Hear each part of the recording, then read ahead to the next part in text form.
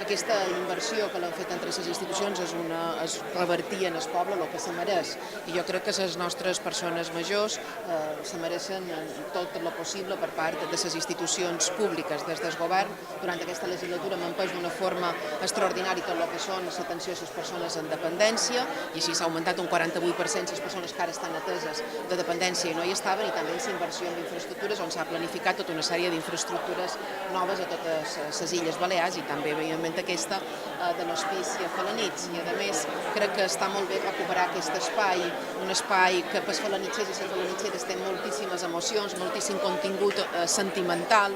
Això va ser un hospital, va ser una residència, hi ha gent que va néixer aquí. En definitiva, tot això va lligat a la història del poble. Per tant, a partir d'un edifici que té part catalogada, que també és història del poble viva i que ara podrà garantir noves emocions i noves sensacions a més famílies de Felanitx. Per tant, és un dia d'alegria i jo espero que el puguem disfrutar.